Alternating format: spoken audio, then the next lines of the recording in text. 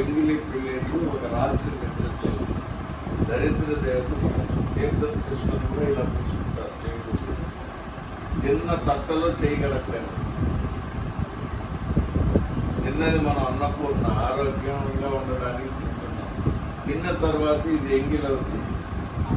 ఈ ఎంగిలి దాని మీదకి వస్తే ఉండదు. వంటిల్లు శుభ్రంగా పుట్టుకోండి. స్నానం చేయకుండా వంటింటికి ఎటువంటి పరిస్థితుల్లో అది ఒక దేవాలయం.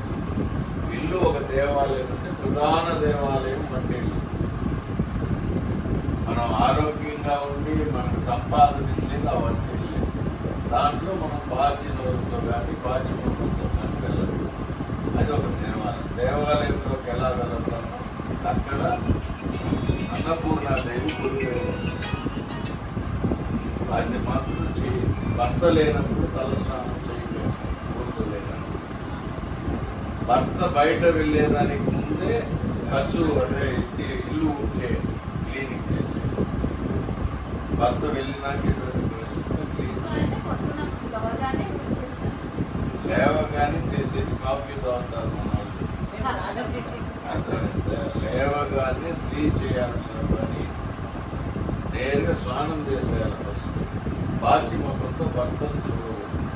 బాచి ముఖంతో భర్తను చూస్తే ఆయుష్ తక్కువ అవుతుంది, అనేక సమస్యలు వస్తాయి. నేరుగా వెళ్ళి స్నానం చేసి వంటగది లక్షణాలు చిన్న రెమెడీస్ ఇవి. ఏమి మనం దానికోసం ఇది చేయాల్సిన పని లేదు. భర్త ఊర్లో లేనప్పుడు తల స్నానం మాత్రం ఎటువంటి పరిస్థితులు చేయదు.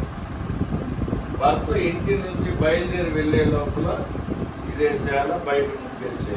చూడండి అద్భుతంగా ఉంటారు. వీలైతే మీకు ఈగోస్ లేకపోతే మధ్యాహ్నం 2 నుంచి 4 గంటల లోపల భర్త పాదాలని మోకాల కింద నుంచి ప్రెస్ చేయండి. నేనేది ఇప్పుడంతా ఎందుకంటే మీ ఆడవారి చేతుల్లో శుక్రగ్రహం ఉంటుంది. మోచేతి నుంచి ఈ వేలు వరకు. శనీశ్వరుడు వచ్చి పురుషుడికి మోకాల కింద నుంచి అరికాల వరకు శనీశ్వరుడు ఉంటాడు.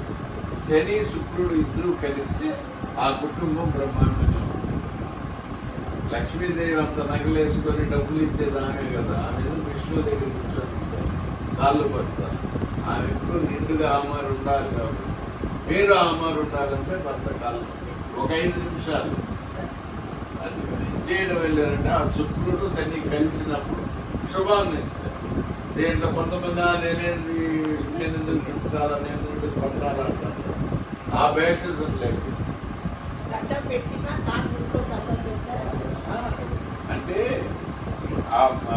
ఇది చేసినప్పుడు ఏం జరుగుతుందంటే ఒక ఆనందం ఉంటుంది. ఈ 2 నువ్వు నొక్కడం వల్ల నీకేం చేయాలి కాదు. దీనివల్ల ఈ శనీశ్వరుడు కూడా హ్యాపీ అవుతాడు. అప్పుడు లక్ష్మీదేవి కాళ్ళు